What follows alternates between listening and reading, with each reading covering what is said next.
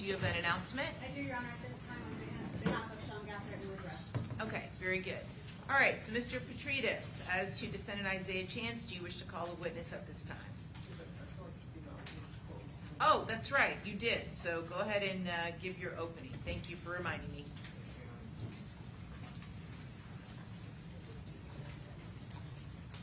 Good morning, ladies and gentlemen.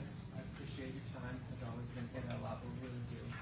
We've already made one of the hardest decisions human beings can make, and we're going to ask you to make a decision that in many ways is even harder. That decision is to look at Isaiah Chance, his whole life, not just the worst moments of his life, from the beginning when he was a child, and the man he was and is still becoming. The Florida law and U.S. Constitution permit but never require the imposition of the death penalty. The law strongly favors life. It strongly favors life because our society has always placed a high value on life. It strongly favors life because despite the fact that if you find the aggravators outweigh the mitigators, if your conscience tells you you do not want to seek the death penalty, you do not have to vote for it. The law strongly favors life because it permits the jury to show mercy. The state has stated they're going to want 2 aggravators for Mr. Chance, that he was in a criminal gang and that the murder was committed in a cold, calculated, premeditated fashion. You have already found that Mr. Chance was in a criminal gang.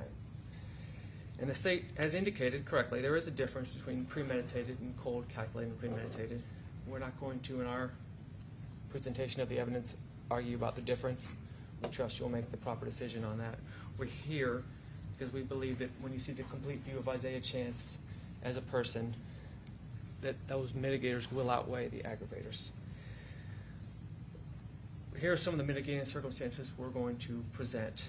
The lack of any significant history, criminal history of Mr. Chance, is the fact that he was not an actual shooter in this offense. His age at the time of the crime, he was 21. And you'll hear from our expert, Dr. Tracy Hardig, on this, the fact that he was borderline intellectually disabled, or is borderline intellectually disabled, as well as other developmental issues. The fact that he loves his children, of which he has 3. He's a good father, and he's a good son. All the witnesses from his upbringing, his mother, his father, stepfather, grandmother, godmother, the love and relationship with his friends and family before and during his incarceration.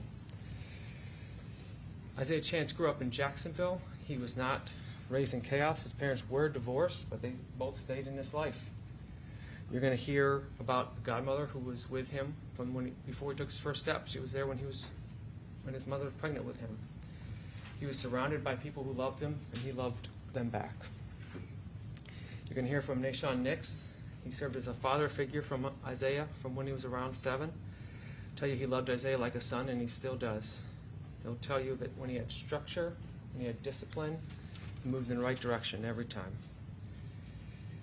Miss Wade, a family friend, will tell you he was curious, quiet, and deeply interested in building a future.